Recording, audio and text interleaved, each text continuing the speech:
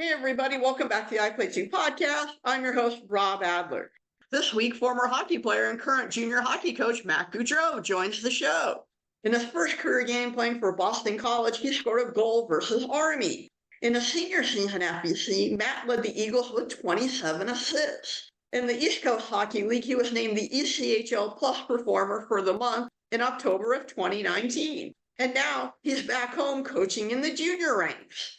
His brother, Johnny Gaudreau, is a seven-time NHL All-Star and a former winner of the Hobey Baker Award as the best player in college hockey. Matt, welcome to the show. Hey, Rob. Thanks for having me. Thank you so much for being here. How are you doing today? I'm not doing too bad. Just another busy day in the coaching junior world of phone calls, emails, and video, really. So, although it is the off season and everything, as most hockey people know, hockey never sleeps. So, there's always work to be done. In the off season, what's a typical day for you like? Well, the good thing is that we don't really have to go into the rink as much. My house is about 30 minutes from Hollydale, where I kind of grew up playing hockey, but now have a junior team there. So in the off season, it's more working from home, working from your phone. A typical day would be get up, check the emails, see what's going on, answer emails of players, answer advisors here and there, asking to look at players. Along with that is maybe returning a few calls that some of the emails want to have a communication with over the phones. And then as those things kind of wear down, typically we just start doing some viewings of players that I've received from advisors, that I've received from our scouting staff throughout the US and Canada, trying to find those players for the following season, along with camps. Camps are a pretty big thing because with the staff that we have, it's not a huge staff and we can't take off a day or weekend because we only have a few guys that can coach on the bench. So during the summers, camps are good to get these players that we got viewings from over video and bringing them into camp and seeing them live and interacting with them. So it's definitely a good thing to have in the junior world. When it comes to talking with scouts, what are some of those conversations like without necessarily naming players, but what kind of feedback are you looking from those scouts? Our scouts, when they're doing their viewings and everything, what is their 9 out of 10? And saying that a 9 out of 10, what is their main attribute they bring to hockey? Whether it's they see the ice well, their skating is unbelievable, the quickness of a stop and start or transitioning forward, backwards, maybe it's their puck touches. So that's a really big thing that we communicate with our scouts about is what is it that makes them better than an average hockey player. So those are just big point that we try to get through to our scouts. And then there's other times where we have guys on our minds that we need our scouts to go and travel a little bit and get familiar with the guy, maybe start a relationship where they can get more feedback of what's going on in this player's life and relay that to us so we have a better understanding for when we communicate with those players. Because you don't have the opportunity to go evaluate the players like the scouts do, how important is once they get to your team is the character aspect to a player? For us with the Rebels, we are very high on character. We don't want guys that are just there for themselves. Everybody wants the college commitment, but at the end of the day, you're not getting a college commitment if you just think of yourself. Hockey's a team game, and it has to be won by the team and not by individuals. So those who think they deserve the world and think that it's all about them, that's the type of character we don't want in our program.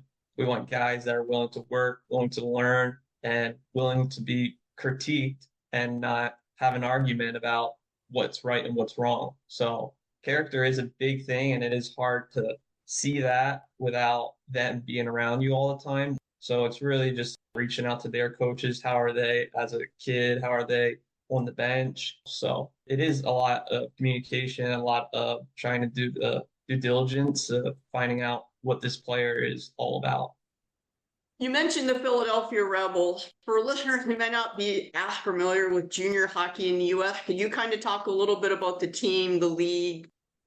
Philadelphia Rebels is based out of Sewell, New Jersey. It isn't technically in Philadelphia, but as anyone in this tri-state county that we're in with the Philadelphia, New Jersey, and Delaware location, we all say we're from Philadelphia because it's the easiest way to explain on a map where you're exactly from. But getting back to Philadelphia Rebels, it's in the NAHL, which is a North American Hockey League. It's a Tier 2 league. So those listening know what the USHL is. That's the Tier 1 league. That is the top junior league you can play in North America without getting paid. So the Tier 2 is that one level down. It's those guys that are trying to make that push to be Division One hockey players and didn't really have that quick path to the USHL. So maybe they have a stoppage in the NAHL to be able to prove themselves, hopefully get a Division One commitment, and hopefully maybe if they're young enough, join a USHL team following year. So we're really just that stepping stone to get guys into the USHL. But the league overall, how it's really formed is 4 divisions, and those go from some teams in Alaska, Shreveport, but it is a league that's spread out throughout the United States, but you only play within your own division, the East Division, Maryland, all the way up to Maine. And then as far as Pennsylvania, which is Johnstown and Rochester, New York, but we're all in that kind of New England area pretty much. You play within your division all year long. It's a 60-game regular season, pretty good hockey league, I would say. A lot of good skill and disciplined players that do have the right mindset of playing the right way and furthering their hockey careers into D1. And some do go D3. D3 is not a bad route to take if you're a hockey player. It's definitely not ideal for these players coming in that have to go D3. But with my playing career, I played with a lot of guys in professional hockey that went the D3 route and are great hockey players. There's a lot of good D3 schools out there that do it the right way, that help develop these players and get them into professional hockey. Because you went through the recruiting process not that long ago as a player, and now you get to kind of experience it from a coach with the players you have. Are there any kind of differences you notice between recruiting then and recruiting now? Being recruited and everything, and maybe it was just my experience, I don't really remember all of conversations with coaches or this and that or through the college commitment and all that stuff. I don't really remember hearing all that much from these coaches. I had an advisor at the time, so he really relayed to me, this team wants you, that team wants you, this team wants you. And it was all pretty much through him. Nowadays, we are communicating with the players firsthand. What do you want out of a program? What are you looking for to further your career? What is your main goal? Or what is a program you want to be a part that has a certain aspect in it? There's a lot of direct talking to the players where I was never really involved in any of that. It's a different world out there, and it's a lot more, I would say, background work the coaches have to put into it now. What was the recruiting process like for you? Did you have any other opportunities other than Boston College? I went on a recruiting trip pretty much to almost every Hockey East school during my time to kind of figure out which one I wanted to go to. And I knew I wanted to stay on the East Coast. So it was looking at Hockey East is always a powerhouse league. So it was more in that, really wasn't looking at the ECAC just because I don't think I had overly great grades to be in that. It's more of an Ivy League. So I was looking at Hockey East, and it was like a summer of really getting into this college aspect of things and figuring out which one I would want to go to. Did your brother already being committed to BC have any sway into making your decision also to go to BC? He was heading to Dubuque and pretty much committed to BC at the time. And obviously, being a brother, you always want the opposite of what your brother wanted. So, growing up as we were little, John was always a BC fan, and I wanted to be the rival and be a BU fan. And then when I was in the process of making a decision and everything, it was between BU, BC, and really UMass Amherst. That were the three options I was really looking at. And at the end of the day, it was pretty much BC because I thought that the education side, if hockey doesn't work out, will get me further down the road. And my brother was playing for them. You alluded to this a little bit. How competitive is the Gaudreau family? And I don't necessarily mean just in the athletic realm. We're a very competitive family. It started with our father. He played college hockey for Norwich, and at the time it was D2. D2, they played against D1 schools and D3 schools. So he kind of started us on being very competitive at a young age, just because it wouldn't matter what it is, whether it's a hockey game or checkers, playing with a brother or having a brother so close to you and always doing small activities together, somebody has to lose at some point. So there were a lot of fights, a lot of arguments going on at a young age that gave us our competitive drive that we've had our whole entire life. We play mini hockey a lot, so it's usually played on your knees with the mini stick, mini nets, little ball. And we had a specific room in the house that we were only allowed to play that in. And it was probably 12 by 12 room. And there was a lot of holes in the walls, a lot of blood on the walls, a lot of damage is done to that room because of the competitiveness that we had growing up. And that really just drove us all the way. We're a smaller family, and hockey is more of a bigger body type sport that we had to find different ways to be good at the game. That came along with our father teaching us how to work our edges, how to be quick out of a standstill, how to protect yourself when a hit does come while still having possession of a puck. So it's about those tight area turns, cutbacks that really helped us drive our game. And all of it comes back to the competitiveness and the will to win that we've always had in our blood since we were young. I can't imagine your mom walking into the room and seeing all the blood on the walls and her reaction. She understood that there was probably going to be a lot worse to come. I'm sure there's been a few times when we were really little that she was like, enough's enough. Maybe lock the doors. We weren't allowed to play. So we found a way to play some other way, some other how. So there's times where we do something stupid and something breaks in the house because we were being competitive against each other. Could have been wrestling or something. And she's a very sweet lady that doesn't really get mad a lot, but there's definitely times she was upset with us when we were younger. What was the most expensive thing you or your brother broke?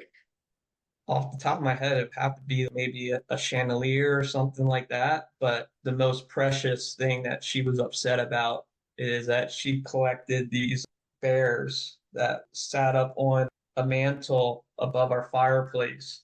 And she may have like 500 of these bears. They're all different. Well, we broke a lot of them. And once it was like 10 or something like that, she got fed up and completely took them down and were never put up again until recently. Obviously, John and I moved out. We've seen them starting to pop back up in the house, but those were something that she cherished and something that as young kids that are immature broke and didn't think twice about it until we got older and we were like, wow, probably should have not have done what we done because those things meant so much to her. So that's one thing that sticks out, not how expensive they were or anything like that. It was more of upsetting our mother and having her take away something that she loves so much.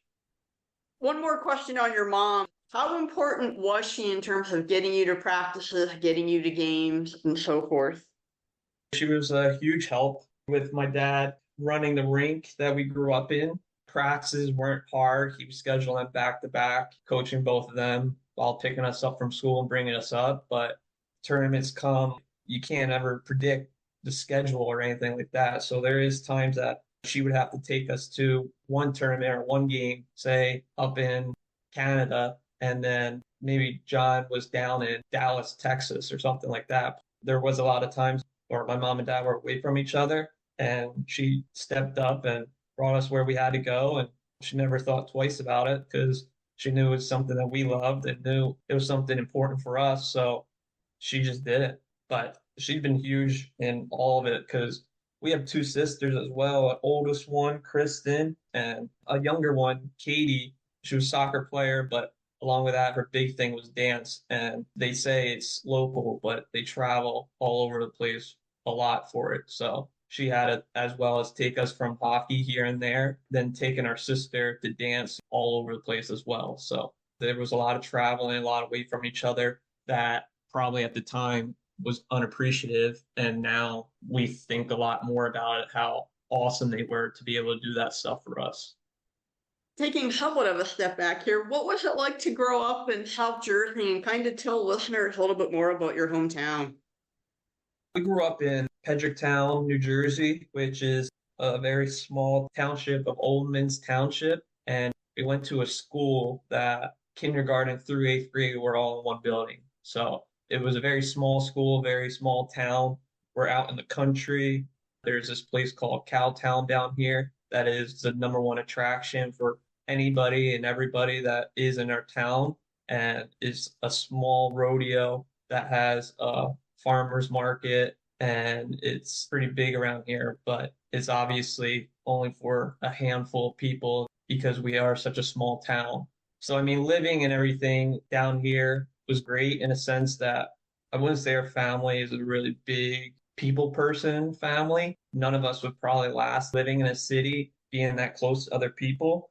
Our home that we grew up in was on 15 acres of land. Our closest neighbor was probably a mile down the road that we never really saw. So we had a lot of freedom and a lot of activities, adventures that we did on our land that we cherish now, because I just recently purchased a house that is across town, more in the center of town, but I alone have 3 acres of my own that do have houses a little closer, but it still is a country feel. When people think of New Jersey, they don't really think of country or anything like that. They think of New York City. You think of New Jersey, and Trenton is that center part of New Jersey. Anything north of that is what you would call New York City. Anything south of that, you start getting into why it's called the Garden State. A lot of flowers, a lot of plants, a lot of different things going on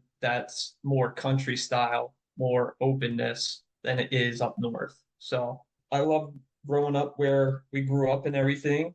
The hockey side of it, it was awesome because my dad ran Hollydale Ice Arena, where we always had an unlimited amount of ice time because he was there all the time in the summer. We had there with him in the morning around 9 a.m. and not leaving until maybe 11 o'clock at night. And throughout the day, maybe be on the ice for 5 hours of the day, just messing around, playing one-on-one against each other. And maybe we got a few friends out there, but it was awesome with him running that rink to have the freedom to be able to get out on the ice whenever we can. And I think it helped our development at the end and have a step above everyone else because we had so much time that we could be out on the ice.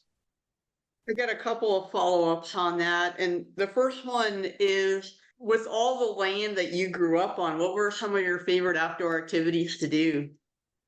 Younger, it was more like a manhunt or something like that when we had friends come over and we had teams. People would hide in the woods and everything, or hide behind certain projects my dad had going on in the back. And we had land to be able to hunt if we wanted. We had a pond back in the woods that went fishing. In the winter, it would freeze up back when New Jersey was colder. And we play pond hockey out there. He built like a little soccer field for us. It just goes on and on. We had a pool. We were out by the pool all the time. That's probably one thing that I'm still excited about. I always go back, enjoy a pool day when I have time. Everything I could do was right there in my backyard. That's pretty cool. That sounds like a fun childhood. It was a good time, obviously, with all the siblings we had. We could never get bored. And the second thing is going to Boston, which is a huge city. How much of a culture shock was that for you? I'll even take it a step forward. I played juniors in Omaha, Nebraska. And when I first got drafted to them, I was excited because I knew Nebraska and I knew cornfields, I knew of country. Well, if you ever been to Omaha, Nebraska, it's a city. It looks like Philadelphia pretty much to me.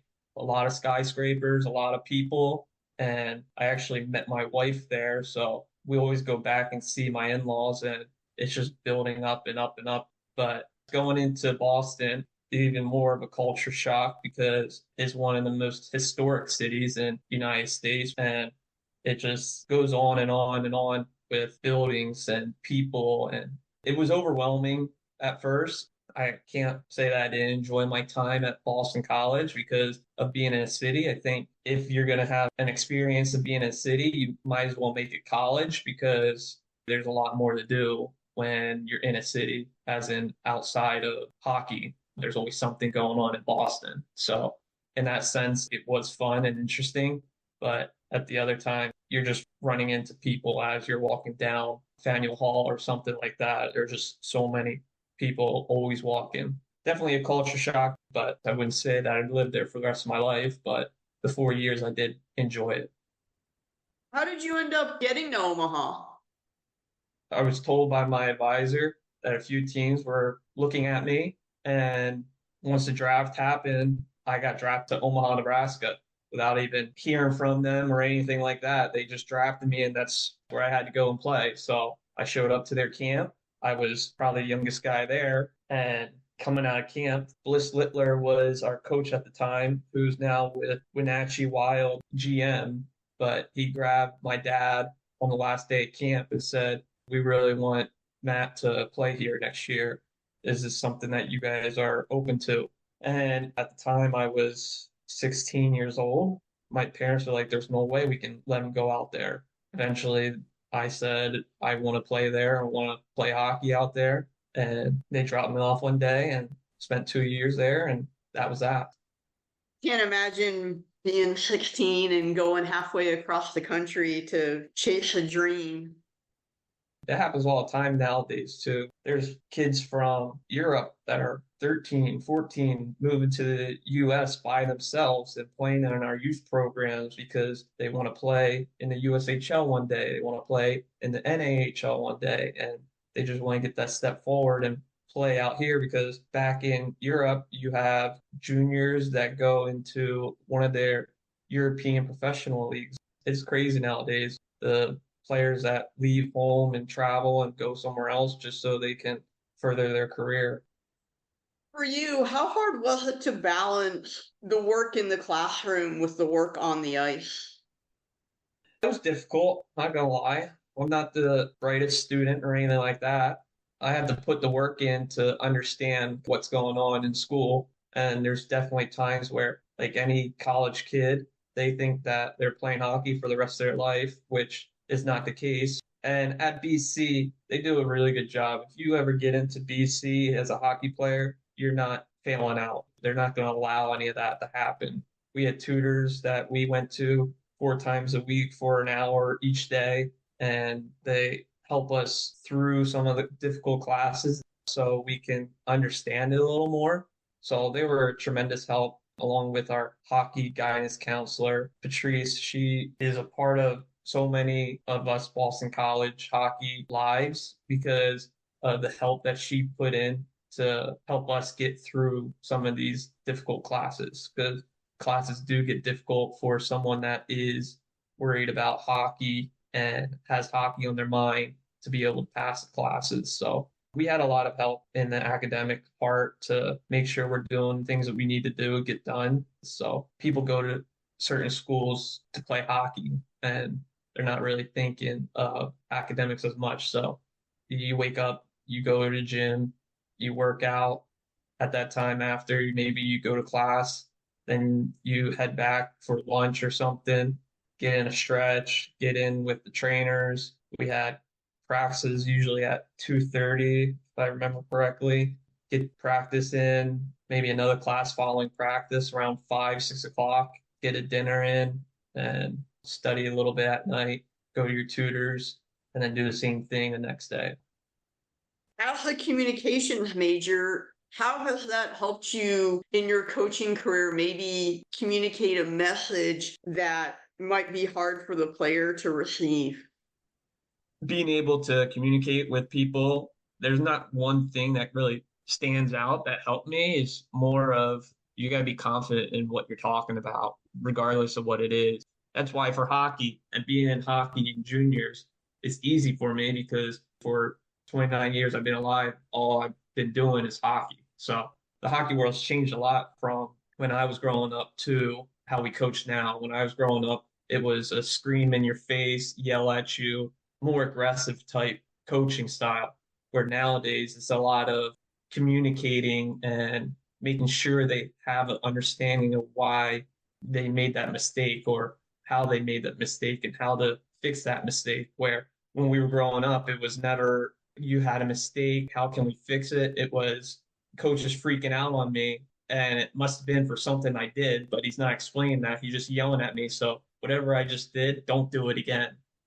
I'm going to assume that the answer is yes here, but do you think the current way of coaching is a more effective way to do it?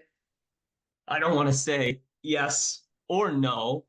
I want to say that every player is different and it's being able to coach the way that is going to get the most out of them. With the more communicating side of things, it's starting to trend more that way, but there still is a lot of blue collar type players, at least in our area, that you can give it to them and they have an understanding of, oh, I messed up. I'm not going to do that again. And then there's others that if you do that, they'll break down and you're not going to get anything from them where they can't handle the criticism. So it's not really a yes or no. It's more of you just got to know your audience. As somebody who does some public speaking myself, knowing your audience is incredibly important to how you send that message out. Exactly. 100%. Speaking of your career at Boston College, you scored in your first game against Army. Kind of take me through the goal, the memory. So what happened realistically was we're beating Army pretty badly. One of our guys just entered down the wall. He took a shot. The goalie gave up a juicy rebound in the middle of the ice, went through one of their defenders' skates and right onto my stick, and I just threw it back at the net. And that was my first goal, which is super exciting and memorable. Not to the part that I'm telling it probably exactly how it was, but I remember enough to be excited about it. That was my first game. I didn't play a lot my freshman year. We had a really good team. If I had to do college all over again, I probably would have done a third year in juniors instead of going in as a true freshman and taking 1 year just play junior hockey. But if that was the case, I wouldn't have been able to end up playing with my brother for a year. So I cherish that moment a lot because my freshman year was a difficult year and I was struggling to not play. And it was a hard year in the sense that I almost thought about transferring to another school because I didn't think I was ever going to be able to play. I'm happy now that I didn't because through the 4 years, I played better and better and better each year and played more and more and more each year, leading to our senior year being the leading scorer of our team for that year. So it definitely worked out in the end and made lifelong friendships with my classmates and teammates that I had throughout BC. So when I look back, it was definitely not a bad decision. At BC, you get to play in the Beanpot. I had Brendan Van Riemsdyk on, who played here at Northeastern, and he played in the Beanpot as well. Could you kind of talk about the importance of playing in it and just how big of a tournament that is in Boston? The Beanpot is bigger to Boston than winning a national championship, I feel. The entire city goes absolutely bonkers when the Beanpot comes around. And there's a 25% chance of winning it, right? There's 4 teams. So it shouldn't be as big as what it is, but it is a really big deal. A lot of the players that grew up in Mass in that area in Boston, it's a do or die type thing. And it's a unbelievable mini tournament that is put together. And we had the benefit of winning it twice. I'll tell you, you're gods in the city when you win the Beanpot. Everybody and anybody that you see while you're walking down Com Ave or while you're in the middle of Boston and they know who you are because you won the Beanpot. Where if you won a national championship, they probably wouldn't think twice about it. So it's unbelievable what the Beanpot is all about. And I don't know if there's anything like it in any kind of sport that people are that obsessed about. In terms of winning it, is there a moment from either one of the winning games that sticks out to you? Probably had to be my junior year. We won it. We were in a 0-0 game playing BU. It was overtime goal by Alex Tuck. I can remember him coming down the left side, entering in the zone across the blue line, cutting across, and just firing a shot through a defenseman, scoring the goal. And at that moment, it was one of the best feelings ever. Even though I wasn't anything part of it, it was just a sense of this is the greatest goal that's ever been scored in the history of hockey. Just that feeling, unbelievable that we knew we won it and we knew everybody in Boston gonna be worshiping us for the next 6 months until the following season comes up. But once you win it, you're a legend. And doing it over the rival BU had to be extra sweet. Yeah, those games are unbelievable. BU versus BC student section really shows up, and it's a rival that I've never experienced before. Two competitive teams that have a long history that it's always a good game. There's never really a blowout here or there. No matter if one team has a more successful team than the other for that typical year when you go and play them or they play us, like it's always a close game no matter what. When I lived in Connecticut and when the Beanpot was coming about, it was always a big deal because there were colleagues of mine from Boston and they would always talk about it. And for somebody who didn't grow up in a place that college hockey was very big, it always amazed me just how important it was, as you described. It goes all in that New England region that people look forward to. We get people from Rhode Island, New Hampshire, Connecticut, parts of Maine. People understand it, people know it. And Boston's a pretty tight knit city that once you're born there, you don't really move away from there. You may move a few miles down the roads, but your roots are always Boston through and through. Your time at BC ends. What were your pro prospects looking like at that point? I mean, I didn't have a ton, wasn't drafted or anything like that. So I was free agent out of my senior year. I got into talking with the Islanders, Bridgeport, quite a bit that they saw something in me that they wanted me to be a part of. And I think at the end of the day, they really put the most into me of trying to get me to come play for them, that who I decided to go with.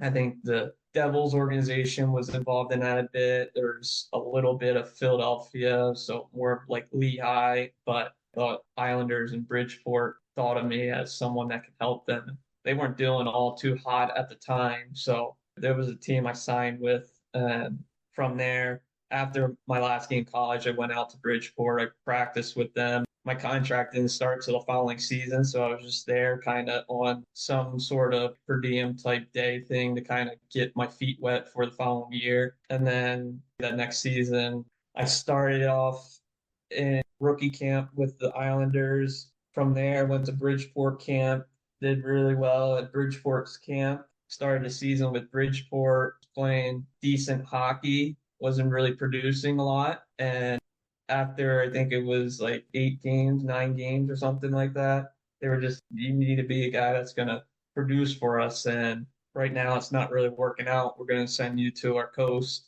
team and we need you to get some confidence. And then once you do that, maybe we'll bring you back up. So I went down to Worcester, was doing well.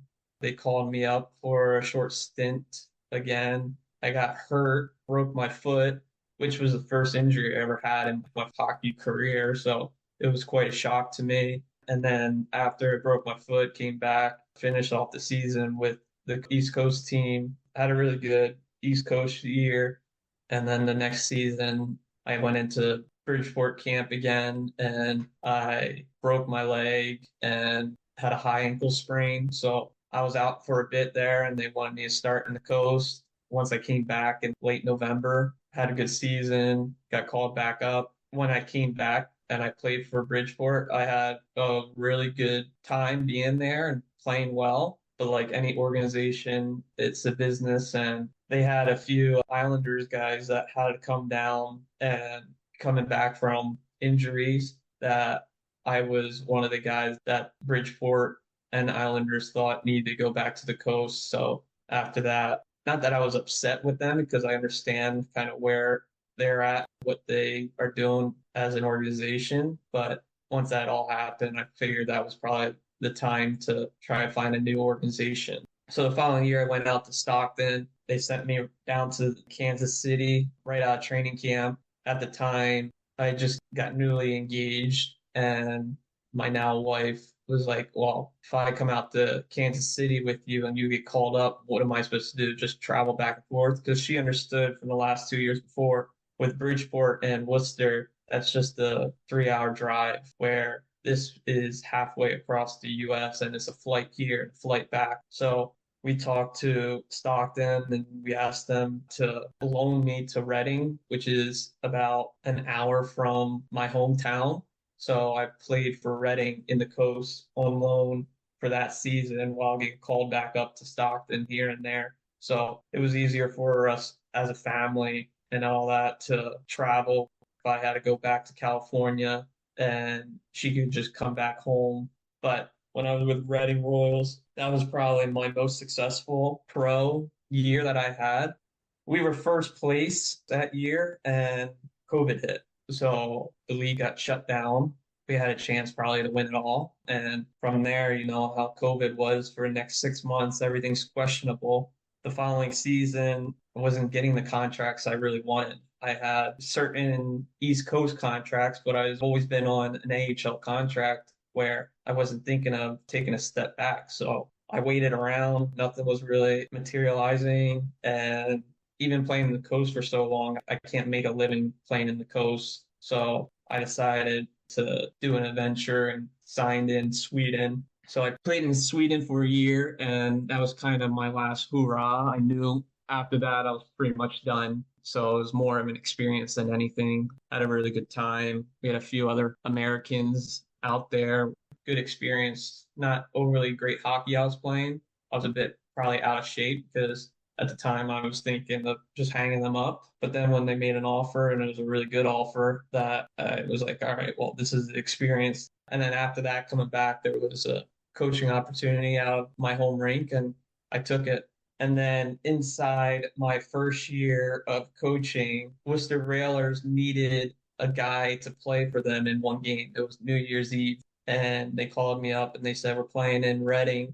Can you play a game for us? I said, sure, why not? I'm not doing anything on New Year's Eve. And I played that one game for them. And I got to say, it was probably one of the hardest things I've ever done because I was not in the hockey shape that someone should be to play professional hockey. And it was a long game.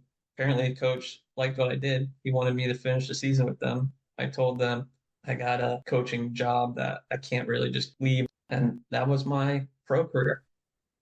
I got several things to follow up on there. And the first one is with the leg injuries, how hard was it for you to stay in hockey shape because you couldn't skate during the rehab? It was difficult. They had me in this type of boot that I can sit on a stationary bike, do a little bit with limited pressure, push down or anything like that, but enough to keep the physique side of it still intact and not lose it completely. So when I was cleared to kind of skate, not do contact, it took about 2 or 3 weeks for me to feel like I was back in hockey shape. And then the first few games always feel off because nothing really puts you in hockey shape like that actual game does. You can work out, you can skate as much as possible, but just playing games is the only thing realistically that's going to get you in the shape that you need to get in. While you were in Sweden, did you get a chance to see the country? And if so, what was that like? It was during COVID. There was like a COVID shutdown time that Sweden had. During those times, we hop on a train and travel to a city. We went to Malmo a few times, Gothenburg, Stockholm. We made a trip out there. That was a little further, but we were on like the southern part of Sweden, and it's just nice villages type living where we were at. There's people don't really drive cars at all. It's not horse and buggy, but they don't drive cars. Everybody walks to where they need to get to. It's a to yourself type country. If you see your best friend on the other side of the street or something, you may just wave and keep walking. Where in the US, if you see your best friend, you're crossing the street having a full-on conversation with them. So it was an interesting way of living that they have, but the cities were phenomenal. It looks very old, where these buildings they make are unbelievable. They look like castles, and it's very interesting out there. Because you were in the southern part of the country, did you get a chance to cross the border into Denmark? When I traveled back, I stayed there for a day and walked around a little bit. And it was during COVID, so things are still strict. And being a guy from the States, they have a lot of questions. They make sure that you have your ID on you, your passport, and wondering why you're there. So you kind of have to keep a lower profile just not to get into too much trouble. But I got to walk around a bit, and that was pretty interesting as well. One thing I haven't asked about, and I'm curious, who were some of the idols you had in the sporting world? Growing up, we've been a Flyers fan our entire lives. We really idolized John LeClair as a player, and obviously some of the smaller guys like Martin St. Louis. As we grew up a little bit more, for me at least, it was Danny Briere, but John LeClair and even Martin St. Louis. But John LeClair became part of the agency that I was in, who was advising me. So when we needed someone to talk to about hockey, he was always there. So that was pretty interesting from us at a young age, idolizing him to being able to communicate with him whenever we wanted, realistically. And same thing with Martin St. Louis. He was part of the agency as well growing up. And although I never really talked to him as much, I met him a few times, but he was just that smaller type guy that made it in the league. And especially at his time where the league was nowhere near looking at small skill guys, he made his way all the way through it and became very successful doing it. And then lastly, Danny Briere, because he was a Philadelphia Flyers, he was a smaller guy. His kids grew up in the organization that we played in for a bit, and we saw him around the rink a lot. Got to know him that way. My dad and him were pretty close just because they both were in the hockey world and they both had kids growing up through the system. So he was just another guy that was close to our family through our hockey careers. Probably those are the three top guys that John and I really looked up to growing up. Looking back now, what do you think was the best piece of advice that John LeClair gave you? Especially the hard times for me through my professional career of not really being where I wanted to be. He really just kept emphasizing just be you, play your game. Don't worry about what organizations think and what they think they want from you. It's more what made you successful so far in hockey. Just keep on doing that, and good things can work out, and sometimes they don't. You either have an easy path or you grinding your way all the way through, and maybe nothing works out at the end of the day, but at least you gave it your all. So that's really what he would just kind of relay. Being a smaller player, was there any kind of advice from either Briere or Martin St. Louis that they gave you in terms of being able to use the lack of height but the speed you have to your advantage? Nothing really sticks out to that aspect. I mean, my dad was in the same boat, always being a smaller guy. So he taught us at a very young age. We figured it out really early on that we're not going to be able to withstand all the checking and hitting from these bigger guys. And we've always been the best skaters growing up and everything because that was during him teaching us how to play hockey. It was if you had an hour session, it was pretty much 40 minutes of skating, working on edge work, things like that. And then in the other 20, shooting pucks or stick handling or this and that, because everything starts with how well you can move out on the ice. If you can't move on the ice, it doesn't matter how good of a shot you have, how well you can handle the puck. You need to be able to move around and prevent getting hit or prevent putting yourself in a bad position. So that was one of our main things that we kind of figured out at a very young age, that it really was never necessary to get feedback from those guys. But I think they would say the same exact thing. If you watch, there's times where, say, John, he's still playing one of the biggest guys on the ice can't catch him or can't hit him, they're getting frustrated where they have to take a stupid penalty. That's because you're not as good of a skater as he is. Away from the athletic realm, what's a favorite story that you have with your brother? I think just how close we are. We're 16 months apart. All of our friends we have are together. Everything we do is together. With our wives and everything now, we do everything together still. We've never been apart or anything like that. So anything we do is pretty memorable because I don't know how many can be that close to their siblings for this long and not get sick of them. So I don't have one specific idea one. Just everything we do is really together. Quick follow up on that. When John was in Calgary, how hard was it to keep the relationship going? I know there's texting and video chatting and things like that, but Calgary's not exactly close to New Jersey. It was pretty far apart. I went out there for hour breaks from BC and stayed with him. And then when he was on the East Coast playing those games, whether it was Boston, New York Rangers, it was any of those times. And whenever it didn't interfere with the hockey I was playing at the time, I would go and see him. But the hardest is probably when we were both in professional hockey, when we didn't see each other the longest. But like you said, whenever one of us are down or something, or whenever something doesn't feel right, it's a phone call, it's a text. Immediately you see his name on the phone, or he sees my name on the phone. It's automatic pickup. It's not, I'll call him back later. Just because of how close we were always there for each other. That at any point, anytime, I'm answering this and we'll talk however long we need to talk. That's just really cool to hear just how close you are, because from your career that that's not necessarily true of athletic siblings.